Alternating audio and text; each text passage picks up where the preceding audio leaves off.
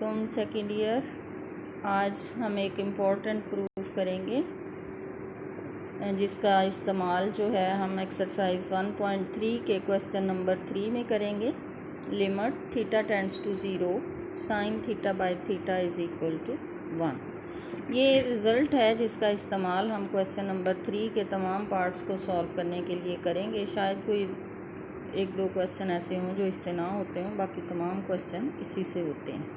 ठीक है, अब इस प्रूफ के ये प्रूफ मैं आपको बताती चलूँ बहुत इम्पॉर्टेंट है और ये एज ए लॉन्ग क्वेश्चन आता है चैप्टर नंबर 1 में से।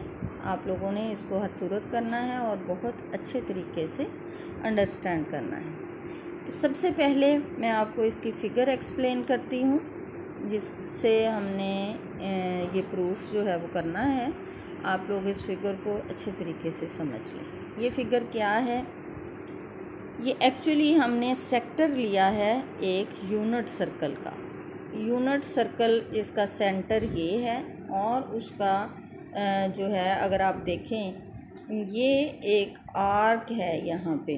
कौन सी? ए बी आर्क, ये वाली, ये ए बी आर्क है। बाहर वाली जो है ए बी आर्क है और जो आर्क के अंदर है ये वाली, ये स्ट्रेट लाइन है जिस बी को ए से मिलाने से हमें हासिल हुई।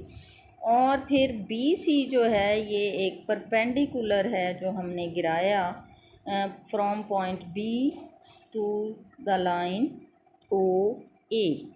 ओ ए फर्ज करें लॉन्ग एक्स एक्सिस है। ये पूरा एक यूनिट सर्कल यानी जिसका रेडियस इक्वल टू 1 यूनिट है, वो पूरा अगर हम एक सर्कल जो है वो इस तरीके से बनाते हैं ऐसे करके, उसका हमने एक पोर्शन जो है वो कंसिडर किया हुआ है। अब उसका ये एक पोर्शन ले के हमने सबसे पहले क्या किया कि हमने इसका ये सेक्टर जो है ओ ए बी, ये क्या है? ये एक सेक्टर है सर्कल का। फिर हमने बी को ए से मिला के एक straight line A B draw की। फिर हमने बी से परपेंडिकुलर ड्रा किया on the line O A. ठीक है, उसके बाद हमने क्या करना है कि ओ बी जो स्ट्रेट लाइन है इसको आगे प्रोड्यूस करना है टू पॉइंट डी और फिर ए से एक straight line which is at 90 degree to O A, वो हमने डी के साथ मिला देनी है। अब इस फिगर में हमारे पास क्या क्या है? एक है हमारे पास triangle O C B which is right angle triangle. फिर है हमारे पास एक ट्रायंगल ओ ए बी। ये राइट एंगल ट्रायंगल नहीं है लेकिन है ये भी ट्रायंगल। ठीक है, उसके बाद हमारे पास सेक्टर है ओ ए बी। ये देख सकते हैं आप, यहाँ स्ट्रेट लाइन और आर्क दोनों में फ़र्क है। ये ओ ए बी आर्क के साथ जो है वो सेक्टर है। फिर हमारे पास एक आखिरी राइट एंगल ट्रायंगल है ओ ए डी। करना हमने क्या है इसमें? सबसे पहले जो आपको बात पता होनी चाहिए कि हमने इसमें 3 रीजन्स के एरियाज़ कैलकुलेट करने हैं। कौन कौन से रीजन्स के? ओ ए बी जो ट्रायंगल है which is not right angle triangle, इसका एरिया कैलकुलेट करना है। फिर हमने ओ ए बी सेक्टर का एरिया कैलकुलेट करना है। फिर हमने right angle triangle O A D का एरिया कैलकुलेट करना है। डियर स्टूडेंट्स, हम जानते हैं कि किसी भी ट्रायंगल का एरिया जो है उसका फार्मूला क्या होता है? 1/2 लेंथ ऑफ बेस।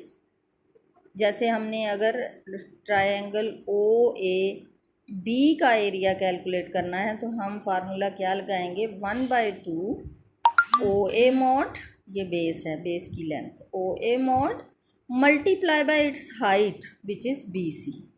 ये बी से परपेंडिकुलर जो हमने गिराया था ओ ए के ऊपर, उसका मकसद यही था to find the height of triangle O A B. अब मसला ये है, यहाँ पे हमें बेस की लेंथ तो पता है ओ ए, क्योंकि ये यूनिट सर्कल का रेडियस है, it is equal to 1 O A mod. अच्छा, यहाँ पे ओ बी मॉड भी यूनिट सर्कल का रेडियस है, it is also equal to 1 unit.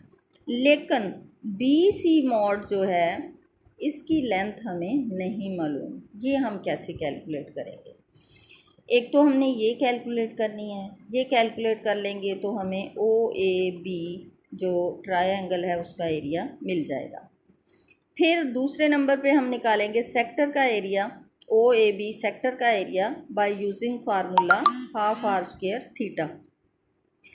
तीसरे नंबर पे हमने right angle triangle O A D जो है इसका एरिया कैलकुलेट करना है, which will be equal to half O A mod multiply by A D mod, क्योंकि जो इसकी एल्टीट्यूड है वही इसकी हाइट है। ये चूँकि राइट एंगल ट्रायंगल थी तो इसकी जो एल्टीट्यूड थी वही एज ए हाइट यूज़ हो गई, लेकिन ट्रायंगल ओ ए बी जो थी उसमें हमें हाइट जो थी वो कैलकुलेट करना पड़ी खुद से, ठीक है, by drawing a perpendicular from B to the line OA which is BC। आइए अब हम देखते हैं कि हम ये मेजरमेंट्स कैसे कैलकुलेट करते हैं। देखें, ओ ए बी ट्रायंगल के अंदर हमने जो इसकी हाइट कैलकुलेट करनी है, BC राइट एंगल ट्रायंगल का एक रूल है कि perpendicular over hypotenuse will be equal to sine of the angle. तो यहाँ से हमारे पास B C over O B mod will be equal to sine theta. आप जानते हैं कि हमारे पास जो ओ बी मॉड है that is equal to 1 unit. यहाँ आ जाए, ये गिवन है O A mod O B mod, चूँकि रेडियस है सर्कल का, यूनिट सर्कल का, इसलिए 1 है। ट्रायंगल ओ सी बी में sine theta equal to B C by O B equal to हमारे पास आ जाएगा बी सी मॉड। क्यों बी सी मॉड है? क्योंकि O B mod is equal to 1 unit है। तो बी सी मॉड यानी हाइट ऑफ ट्रायंगल जो है वो हमारे पास आ गई साइन थीटा, ठीक है। अब इस ट्रायंगल की हाइट हमने कैलकुलेट कर ली। दूसरी जो ट्रायंगल है ओ ए डी उसकी हाइट उसका एल्टीट्यूड था, उसको हम कैलकुलेट करेंगे जो कि ए डी मॉड है। तो यहाँ पे हम क्या फार्मूला लगाएंगे, A D mod divided by O A mod equal to tan theta, और इस रिलेशन से हम ए डी मॉड की वैल्यू कैलकुलेट कर लेंगे। तो यहाँ आ जाएं आप फिर in triangle O A D mod by O A mod equal to tan theta, A D mod by O A mod equal to 1 unit है, therefore A D mod equal to tan theta. दोनों triangles की Heights हमने calculate कर ली। पहली triangle की height sine theta, दूसरी की height जो है वो tan theta. Now we will calculate the areas of these 2 triangles and 1 sector. सबसे पहले हम देखते हैं area of triangle O A B, 1/2 base into height. Area of triangle OAB will be equal to 1/2 OA mod multiply by BC mod, that is equal to 1/2 OA mod is 1, BC mod is sin theta। Values put की, half sin theta आ गया हमारे पास इस triangle का area. दूसरी triangle हमारे पास जो है वो OAD है जिसका एरिया होगा 1/2 length of base which is O A mod. हाँ जी, ये आ जाए ज़रा ट्रायंगल पे। ओ ए डी ट्रायंगल का एरिया क्या होगा, 1/2 O A mod multiply by A D mod. तो हमारे पास इसका एरिया आ जाएगा 1/2 O A mod is 1, A D mod is tan theta, so half tan theta is the area of right angle triangle OAD।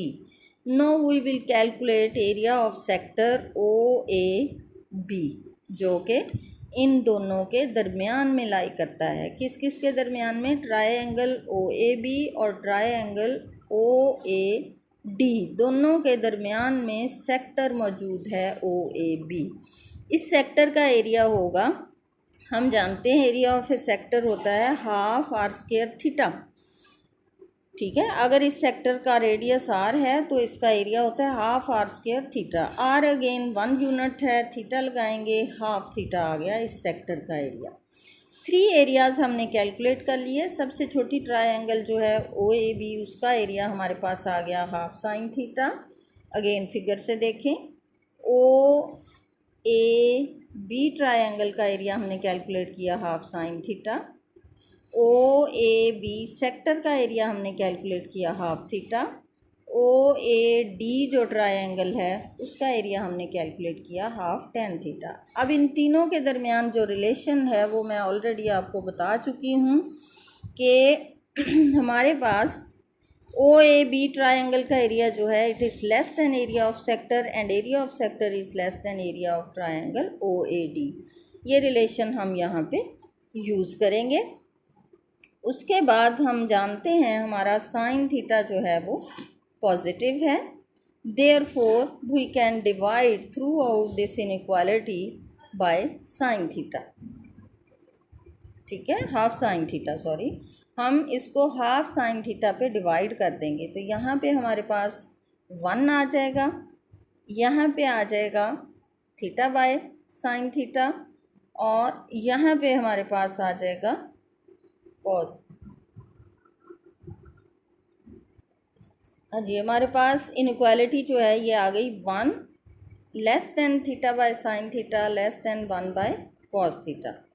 ये साथ दिया गया है थीटा बिलोंग टू क्वाड्रेंट 1 क्योंकि हम जानते हैं sine theta is positive here. Sine theta चूँकि थीटा पहले क्वाड्रेंट में है, हम ये जो यूनिट सर्कल का सेक्टर ले रहे हैं फर्स्ट क्वाड्रेंट में ले रहे हैं, इसीलिए हमने साइन थीटा को पॉजिटिव कहा। अब हम जब इस इनइक्वालिटी का रेसिप्रोकल लेंगे यानी इसको उलट करेंगे, थीटा बाय साइन थीटा को साइन थीटा बाय थीटा कर देंगे और 1 बाय कॉस थीटा को कॉस थीटा, तो हम जानते हैं इनइक्वालिटी जो है वो चेंज हो जाती है, लेस ग्रेटर में बदल जाएगा। बोथ जगहों पे हमारे पास ये इनइक्वालिटी जो है ये चेंज हो जाएगी। ठीक है, इसको अगर हम सीधा करके लिखेंगे तो ये आ जाएगी cos theta less then sign theta by theta less than 1। अब लास्टली हमने क्या करना है कि लिमिट लेनी है थीटा टेंड्स टू 0। लिमिट के क्वेश्चन हम ऑलरेडी कर चुके हैं। जब हम लेंगे लिमिट थीटा टेंड्स टू 0 तो यहाँ 1 है, कांस्टेंट है, एज इट इज़ रहेगा। यहाँ आ जाए दूसरी इनइक्वालिटी में limit theta tends to 0 cos theta, cos 0 is 1, आपको पता है यहाँ 1 आ जाएगा। यहाँ हमें जो रिक्वायर्ड है फार्मूला वो बन जाएगा limit theta tends to 0 sine theta by theta. इसका कोई आंसर नहीं, ये एज इट इज़ हम लिखेंगे लेस देन 1। तो हमारे पास by taking limit theta tends to 0 हमारे पास कौन सी इनइक्वालिटी आ जाएगी, ये हमारे पास आएगा limit theta tends to 0 sine theta by theta less than 1 greater than 1। एक ही वक्त में हमारे पास एक जो फार्मूला है that is less than 1 greater than 1। और बाय सैंडविच थ्योरम जब ऐसा हो कि एक वैल्यू एक ही टाइम में एक वेरिएबल जो है वो less than some specific number भी हो और ग्रेटर देन भी हो तो हम उसको लिखते हैं इक्वल टू 1। यूँ हम लिखेंगे limit theta tends to 0 sine theta by theta is equal to 1। Second year आज मैं आपको सिर्फ इस फार्मूला से रिलेटेड एक एग्जांपल करवाऊंगी, कल इंशाल्लाह हम इससे रिलेटेड बाकी क्वेश्चंस करेंगे। देखें, limit theta tends to 0 sine 7 theta by theta, हमारा फार्मूला है limit theta tends to 0 sine theta by theta equal to 1, जबकि यहाँ हमारे पास है साइन 7 थीटा बाय थीटा। अब इस तरह के क्वेश्चंस में हमने करना क्या है, जो थीटा से हट के हमें चीज़ दी गई है उसको हम some other variable X T U किसी भी वेरिएबल की फॉर्म में हम सब्स्टिट्यूशन उसमें करेंगे। Suppose 7 theta is equal to X, तो यहाँ पे बोथ साइड्स पे 7 पे डिवाइड कर दें तो थीटा की वैल्यू आ जाती है x बाय 7। और एक चीज़ आप और देखें कि यहाँ जब थीटा इक्वल टू 0 होगा तो x की वैल्यू क्या होगी, वो भी 0 हो जाएगा। यानी as theta tends to 0 x also tends to 0। x equal to 7 theta जब हम सब्स्टिट्यूशन करते हैं तो हमारा नया वेरिएबल x बन जाता है, हमारा क्वेश्चन फ्रॉम थीटा x में कन्वर्ट हो जाएगा। इसलिए हमने अपनी लिमिट भी थीटा से x में ही कन्वर्ट करनी है। ठीक है, तो अब हमारे पास लिमिट नई जो है वो आ जाती है x टेंड्स टू 0। जब हम यहाँ दी हुई limit theta tends to zero put करते हैं तो हमें यहाँ से x टेंड्स टू ज़ीरो मिलता है। अब इस क्वेश्चन में आ जाएं, 7 थीटा की जगह हम x पुट करेंगे, थीटा की जगह जो अभी हमने वैल्यू निकाली है x/7 वो पुट करेंगे, थीटा टेंड्स टू ज़ीरो की जगह हम x tends to zero put करेंगे। तो यूँ हमारा ये क्वेश्चन जो है वो इस शक्ल में आ जाएगा। ठीक है, तो हमारा ये जो क्वेश्चन है theta tends to zero sine 7 theta by theta, it will become limits x tends to zero sine x over x/7।